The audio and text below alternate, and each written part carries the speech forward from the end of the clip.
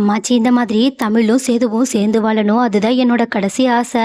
இந்த கட்டை அப்பதான் வேகும், அப்படி இல்லைன்னா கடைசி வரைக்கும் என் ஆத்மா சாந்தி அடையாம இங்கேயே சுத்திக்கிட்டு இருக்கும்னு தன்னோட இறுதி ஆசையா அங்க எழுதி வச்சிருந்ததை கேட்டுட்டு அங்க இருந்த ஈஸ்வரி, சாவித்திரின்னு சொல்லிட்டு எல்லாருமே அதற்கு எதிராக தான் நிக்கிறாங்க. அதுவும் அம்மாச்சி ஏதோ கடைசி காலத்துல என்ன எழுதுறோன்னு தெரியாம எழுதியிருக்காங்க. இங்க சேதுவுக்கும் தமிழுக்குமே சேர்ந்து வாழ்றதுல துளி கூட விருப்பம் இல்லை அப்படித்தானு சொல்லிட்டு சேது கிட்ட கேட்க, சேதுவும் ஆமா எனக்கு தமிழ் கூட சேர்ந்து வாழ விருப்பம் இல்லைன்னு சொல்ல, தமிழும் அதை தான் சொல்லணும்னு எதிர்பார்த்த ஈஸ்வரியும் இந்த மாதிரி தமிழை ஏற்றி விடுற மாதிரி, சேது இதுக்கு முன்னாடி ஊர் முன்னாடி தமிழோட வயிற்றுல விளையாடுற குழந்தைக்கும் எனக்கும் எந்த சம்மந்தமும் இல்லைன்னு சொன்னது எல்லாத்தையுமே சொல்லி காட்டிட்டு, இதுக்கப்புறமாவும் வெக்கமே இல்லாம நீ இவன் கூட சேர்ந்து வாழணும்னு நினைச்சா என்கிட்ட இப்பவே சொல்லிடுன்னு சொல்றாங்க.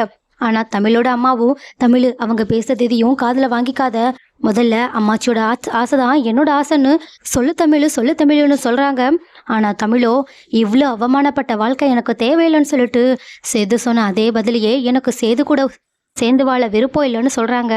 இதை கேட்டுட்டு ஈஸ்வரியும் சாவித்திரியும் ஒரு பக்கம் சந்தோஷம் அடைகிறாங்க.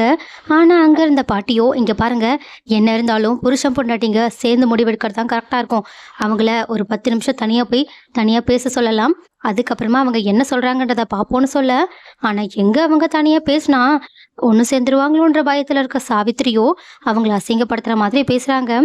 இதை கேட்டுட்டு ஒருத்தருக்கு ஒருத்தர் மாறி மாறி சண்டை போட்டுக்கிட்டு இருக்காங்க.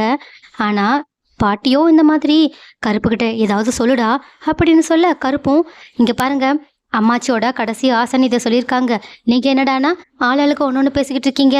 முதல்ல இந்த வீட்டோட அடுத்த பெரியவங்கன்ற முறைப்படி ஐயா தான் பேசணும்னு சொல்லிட்டு ராஜாங்கத்தை சொல்ல, ஆனால் ராஜாங்கமும் தன்னோட முடிவை எல்லார் முன்னாடியுமே சொல்ல ஆரம்பிக்கிறாங்க. இதை கேட்டுட்டு சாவித்திரி முதற்கொண்டு தன்னை பேருமே ரொம்பவே அதிர்ச்சி அடைகிறாங்க.